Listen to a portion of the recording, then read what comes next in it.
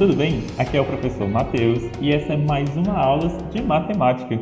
Na aula de hoje a gente vai ver o que é a função de primeiro grau, como descobrir os pares ordenados dessa função de primeiro grau e como construir o gráfico de uma função de primeiro grau, tá? Então, sempre que você ouvir falar de função de primeiro grau, você tem que lembrar que a função de primeiro grau também pode ser chamada de função afim. Função afim em primeiro grau é a mesma coisa. E essa função afim ou função de primeiro grau, ela estabelece a relação entre duas variáveis, uma dependente e uma independente de forma direta. O que é que isso significa? Significa que quanto mais você aumenta a variável independente, maior será a sua variável independente. Um exemplo bem prático é quando você vai no mercado e você quer comprar, por exemplo, um pacote de arroz. Um pacote de arroz de 5 quilos normalmente custa em torno de R$ 22. Se você compra um pacote de arroz, se você compra um pacote, você vai pagar R$ 22. Se você compra 2 pacotes, você vai pagar R$ 44. Se você paga 3 pacotes, você vai pagar R$ 66. E assim por diante. Perceba que quanto maior for a quantidade de pacotes, maior será o preço que você vai pagar. Então, a quantidade de pacotes, a quantidade é a nossa variável independente e o preço é a nossa variável dependente. Porque quanto maior for a quantidade, maior será o preço. O preço ele vai depender da quantidade, ok? E como que a gente representa uma função de primeiro grau? Uma função de primeiro grau é representada da seguinte forma: f de x é igual a ax mais b, onde x é a nossa variável independente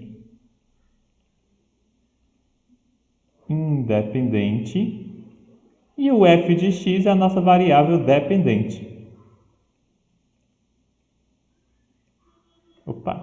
Variável dependente. Quanto maior for x, maior será o f de x, ou quanto menor for x, menor será o f de x, dependendo do nosso coeficiente a.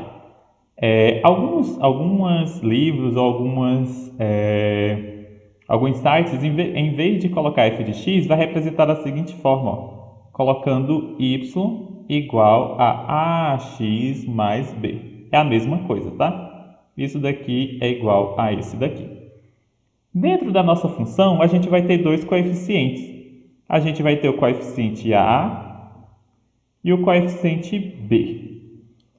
O nosso coeficiente a é chamado de coeficiente angular. Então, o a é o coeficiente angular. É ele que vai determinar se a nossa função vai ser crescente ou decrescente. Pois se o a for positivo, ela vai ser uma função crescente. É o caso do nosso pacote de arroz, porque quanto mais você aumenta a quantidade, maior será o preço. Agora, se o a for negativo, a gente terá uma função decrescente. Função decrescente. Porque com o a negativo, à medida que você aumenta o x, o f de x ele vai ficando menor. Então, é uma função decrescente. O a vai determinar se ela é crescente ou decrescente de acordo com o seu sinal. Já o b é o nosso coeficiente linear. O b é o coeficiente linear. O coeficiente linear vai definir a distância do f de x para o eixo x. A gente vai ver isso daqui a pouco, tá? Só precisamos, por enquanto, lembrar que o a é o coeficiente angular, o b é o coeficiente linear. E de acordo com o sinal do a, se ele for positivo, a função é crescente, se ele for negativo, a função é decrescente. E aí a gente tem duas variáveis, a variável x, que é a independente, e o f de x, que também pode ser chamado de y, que é a nossa variável dependente. Vamos fazer um exemplozinho para a gente ver como que funciona uma função de primeiro grau. Aqui nesse exemplo eu tenho a seguinte função, f de x é igual a 3x mais 8. Quem é a nossa variável independente? A variável independente é o x, variável independente. Quem é a nossa variável dependente é o f de x. f de x é variável dependente. Quem é nosso coeficiente angular? O coeficiente angular é o nosso A, que aqui nesse caso é o 3. O A está sempre multiplicando o x, então o número que está multiplicando o x é o coeficiente angular. E quem é o nosso coeficiente linear? Nosso coeficiente linear é o b, é o número que está sendo somado a essa multiplicação. Então aqui no caso é 8, ok? Como o a ele é positivo, é o número 3, a gente tem que essa função é uma função crescente. Quanto maior for o x, maior será o f de x. Como que a gente pode determinar os pares ordenados dessa função, né? Então aqui você vai fazer o seguinte, você vai criar uma tabelinha onde você vai ter os valores de x que você quer. Aqui você vai ter a expressão f de x igual a 3x mais 8. E aqui você vai ter a sua resposta f de x. Como você quer criar pares ordenados, se a questão não determinou quais os pares ordenados que ele quer, você pode começar pelos negativos, pegar alguns negativos, o zero e alguns positivos. Eu normalmente gosto de fazer 5 valores, que é o menos 2, o menos 1, 0, 1 e 2, porque aqui ele vai dar uma amostra de tanto dos valores negativos, como o zero e os valores positivos. Então, normalmente eu faço esses 5 valores.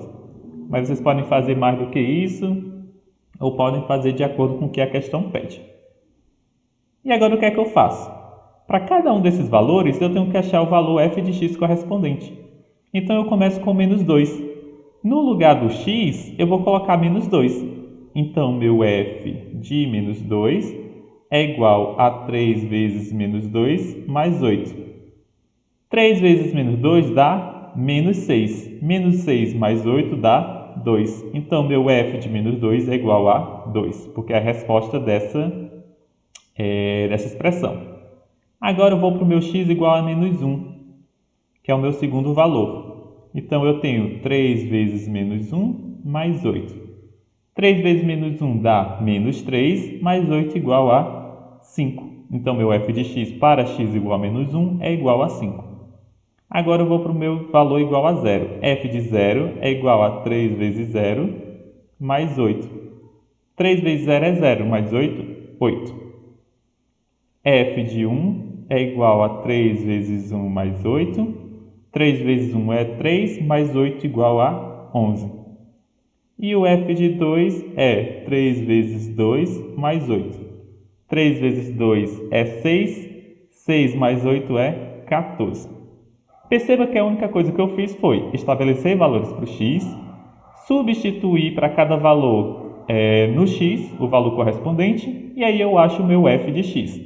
Então, quando o meu x é menos 2, o f de x é 2. Quando o x é menos 1, o f de x é 5. Quando o x é igual a 0, o f de x é 8. Quando o x é igual a 1, o f de x é 11. E quando o x é 2, o f de x é 14. O que é que eu posso fazer com esses pares ordenados? O que é que isso significa? Eu posso criar um gráfico representando os meus valores de x correspondente com f de x. Aqui, né, eu coloquei y, mas aqui também pode ser f de x, é a mesma coisa. Ok? Então, o que é que eu faço?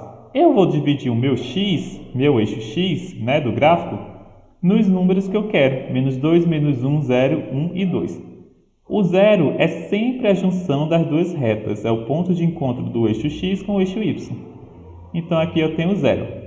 Para o lado direito, eu tenho os números positivos. Então, eu tenho 1, tenho 2, tenho 3 e assim sucessivamente. Para o lado esquerdo, eu tenho meus números negativos. Menos 1, menos 2, menos 3 e assim sucessivamente. No eixo f de x, eu vou fazer a mesma coisa.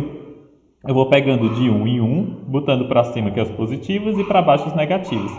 Então, eu vou 1, 2, 3, 4, 5, 6, 7 e assim sucessivamente. É importante que aqui no meu eixo y eu atinja todos os valores que eu tenho aqui, ó. eu tenho 2, 5, 8, 11, 14. Então, deveria chegar lá em cima até o 14. Então, o que é que eu vou fazer? Eu vou apagar os valores que eu coloquei, porque aqui só foi até o 7. E vou dividir isso de um passo a passo maior. Então, eu vou colocar aqui, eu vou indo de 2 em 2, ó.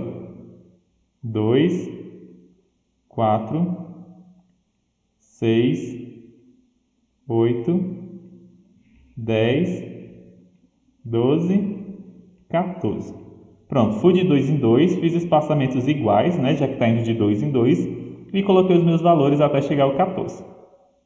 Agora o que é que eu faço? Agora eu vou ligar, né, correlacionar os pontos x com f de x. Por exemplo, onde que meu x é menos 2? É aqui. O x aqui é menos 2. E onde que meu f de x é 2? Aqui. Então, eu tenho que ligar o meu menos 2 do x com o meu 2 do f de x. Ligando esses dois pontos, eu vou ter o pontinho marcado aqui. Menos 2 com 2.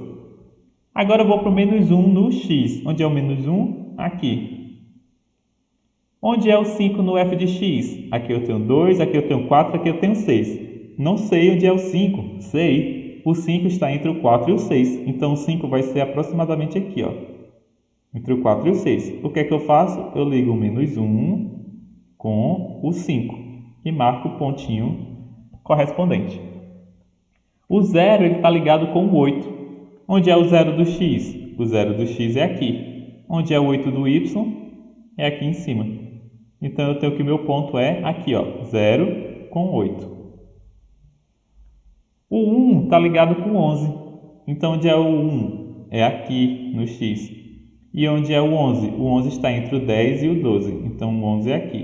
O que é que eu vou fazer? Eu vou ligar esses dois pontos lá. 1 com o 11. Por fim, o 2 está ligado com 14. Então, o meu 2